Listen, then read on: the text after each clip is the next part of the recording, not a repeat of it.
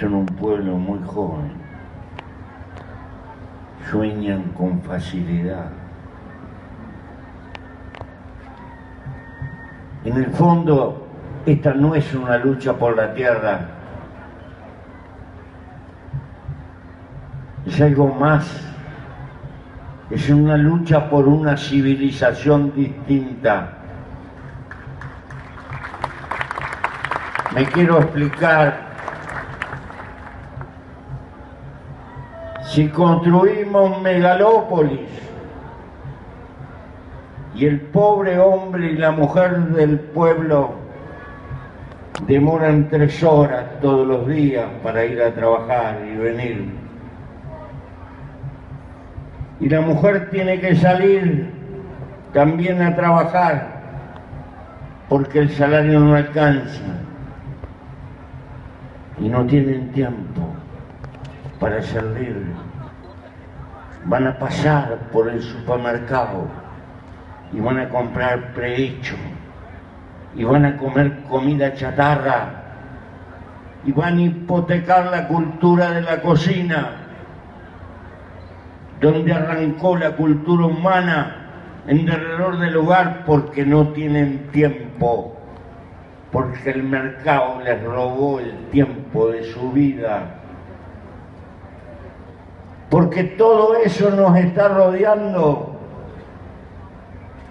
Porque Brasil tuvo hace 40 años el 75% de su gente en la tierra y hoy la piñó en las ciudades. Dramático cambio.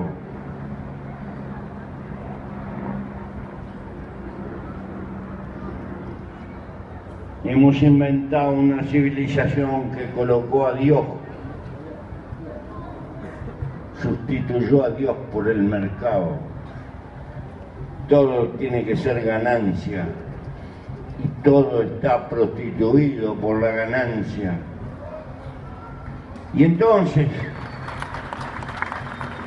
los saltos cualitativos del conocimiento y de la ciencia se prostituyen. No es mala la transgénesis. Lo malo que la tiene Monsanto, DuPont, y no la tienen los pueblos. No es malo el conocimiento, no es malo el motor a explosión. Sirvió para hacer autos, para hacer camiones, también para hacer tanques y aviones de guerra. No es mala la ciencia, es malo el uso de la ciencia, no para servir a la vida, sino para servir al mercado. Este es el problema.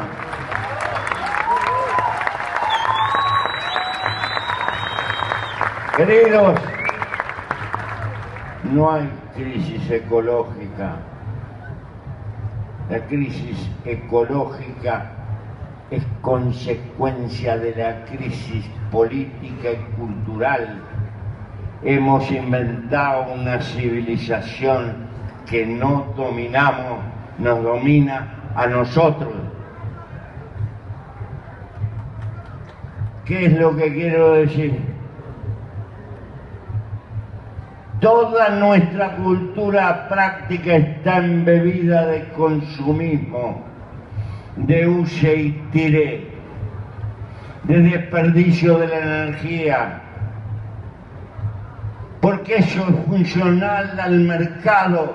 Si tú no compras, el mercado se paraliza. Si tú no consumes, si tú no pagas crédito, si no vives trabajando para pagar cuotas, no hay ganancia. El mercado no es para la vida. Entonces, nuestra cultura no es funcional a la especie, es funcional al negocio, es funcional a la ganancia. Ese motor gigantesco que significó la era industrial,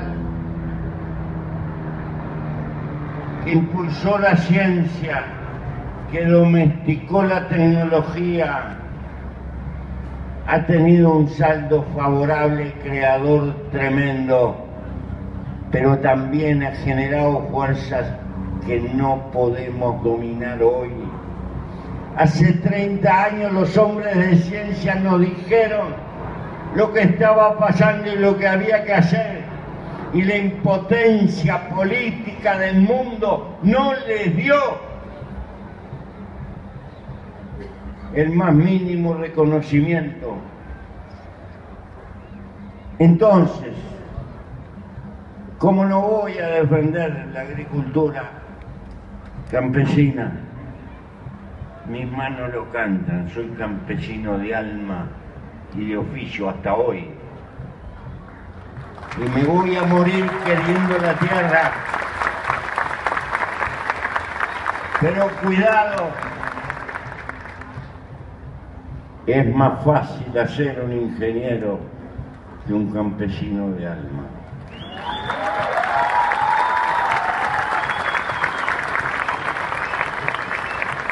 Y no es que el campesino sea mejor o peor, hay mejores y peores, es distinto. No siente nostalgia de la ciudad, se siente feliz en el amanecer de la naturaleza, habla con las plantas, con los colores. No siente la soledad, porque mentira, el campo es un conventillo de vida, pero hay que tener ojos para verlo y alma para sentirlo, es distinto. Y entonces hay una cultura, y al lado de la olla cocinando hay una cultura, ahí arranca.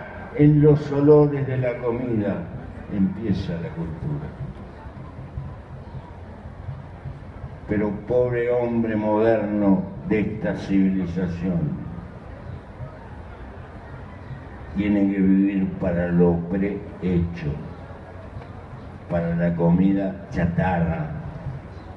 No tiene tiempo. Porque esta civilización basada en la ganancia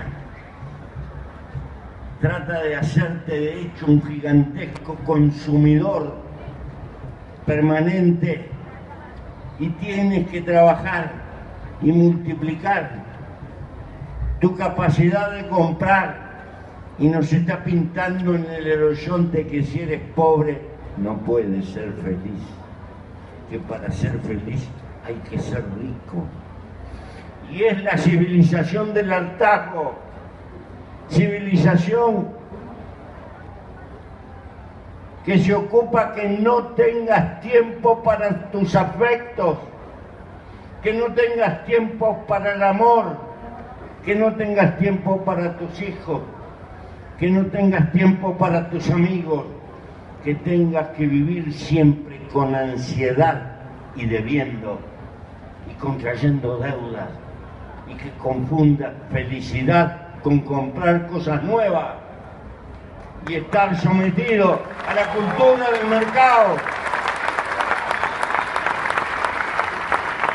Por eso, la lucha por la tierra es la lucha por el todo. Hay que luchar por un urbanismo distinto, de ciudades pequeñas, que la gente se conozca, que se intercomuniquen con facilidad.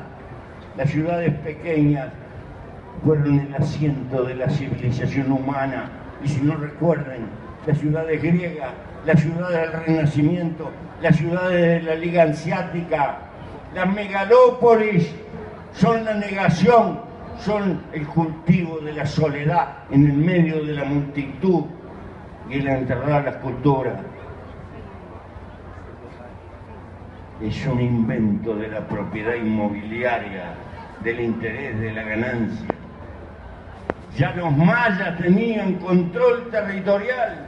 Los griegos, cuando crecía demasiado una ciudad, fundaban una colonia, porque el hombre tiene medida. No se pueden tener 2 millones de afectos. El hombre tiene límites y hay que hacer cosas para la vida, para el hombre, no para el negocio. Bien, si queremos cultivar la cocina, hay que entender que una agricultura natural va a tener menos productividad, de precios más caros, y así tiene que ser, y hay que pagarlo más caro para comer mejor. Y esto hay que decirlo con franqueza. ¿Por qué? Porque ese maíz que me ofrecen es de 1.500 kilos con suerte por hectárea año, y tengo que competir frente a maíces de 10, 12.000 kilos por hectárea.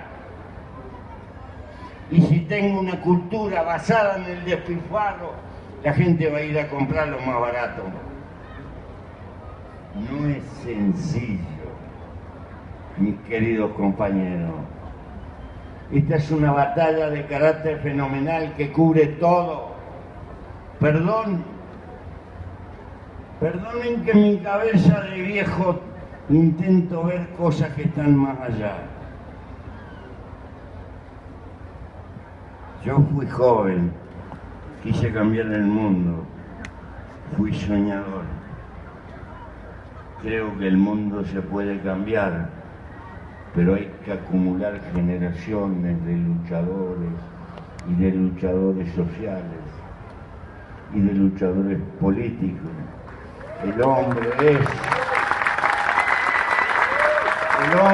gregario, no puede vivir en soledad. Hay que crear colectivos que luchen por el progreso humano. Creíamos que luchábamos por el poder, luchamos por la civilización. Como todos los luchadores en la historia, todo progreso humano, social, está precedido por derrotas de gente que no fue entendida, pero a la larga las causas se afirmaron en la historia de la humanidad.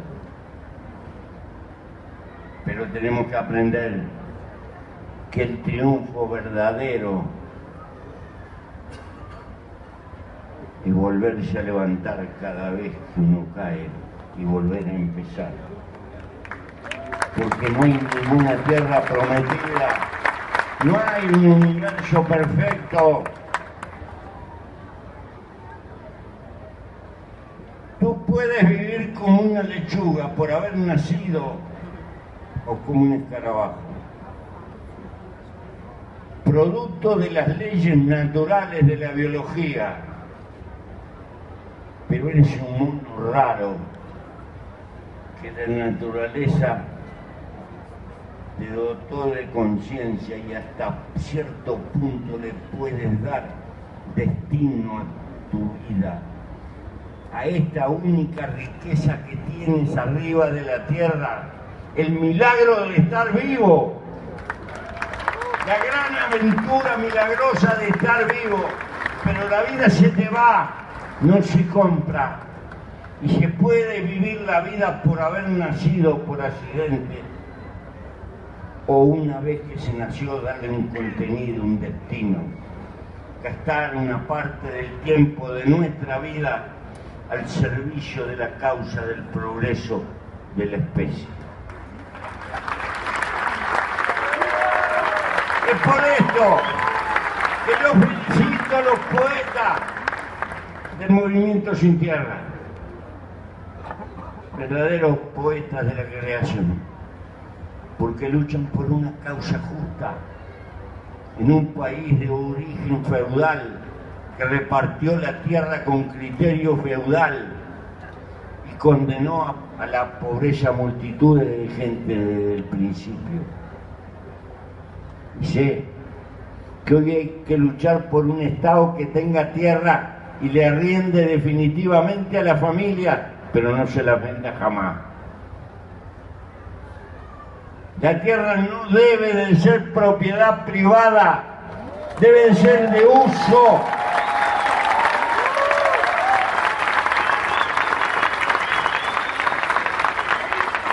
No tenemos tierra, la tierra nos tiene a nosotros. Ella estaba antes que nosotros y quedará después de las locuras de Trump y de ese otro loco que andan por ahí. No nos creamos tan infinitos frente a la naturaleza. Somos un accidente pecaminoso de la biología. Para los que creen en Dios, tal vez seamos un invento para dotarlo a la naturaleza de una conciencia. Para los que no creemos, pero respetamos, es un milagro del juego de la naturaleza. Por eso, queridos compañeros, una cultura sobria, aprender a andar liviano de equipaje por la vida, sin demasiado compromiso material, no es apología de la pobreza, es apología contra la sociedad del despilfarro. Cuando despilfarramos, y vaya que despilfarramos, nunca tuvo la humanidad tanto como hoy.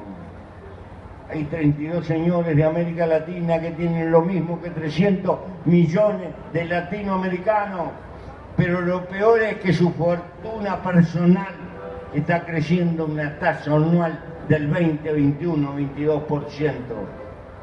La riqueza se concentra cada vez más. No quiere decir que el resto del mundo esté más pobre, quiere decir que la distancia entre el fondo y el techo cada vez más grande. Y esa distancia de concentración económica termina siendo poder político, y el poder político retroalimenta la concentración de la riqueza y el uso de la tecnología. Entonces, compañeros, necesitamos estados que investiguen.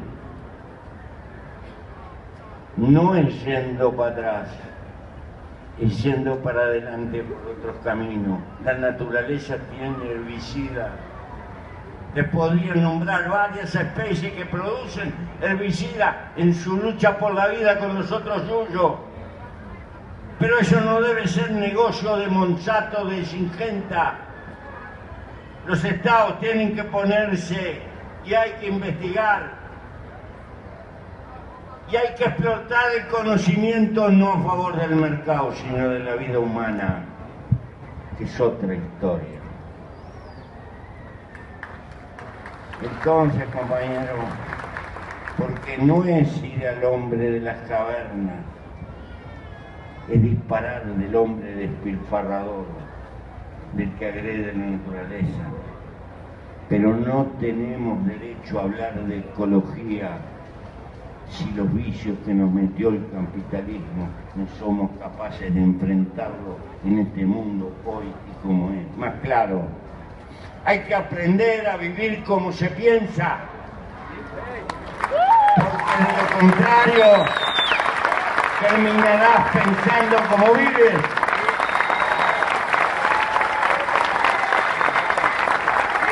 Entonces,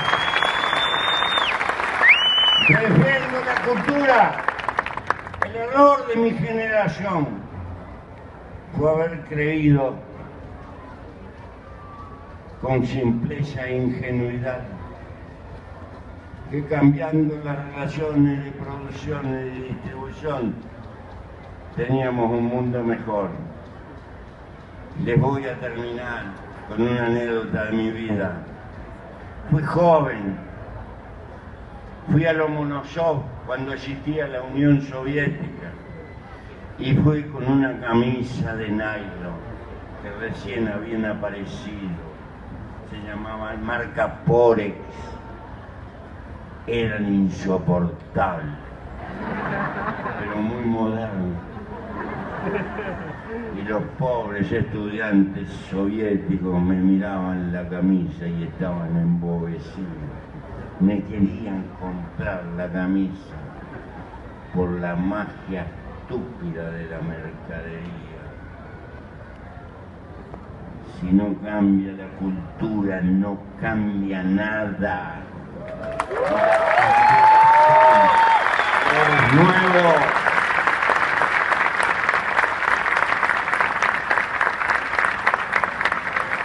Eso se lo tengo que transmitir a los militantes jóvenes,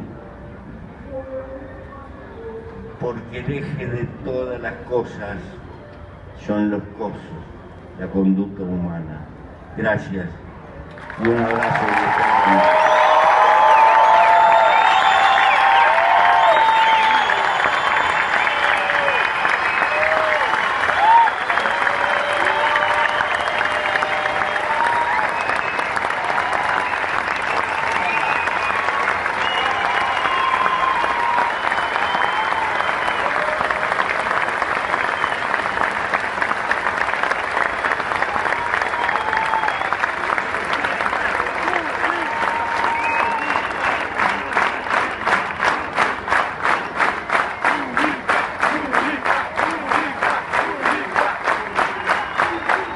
Muito obrigado, companheiros e companheiras.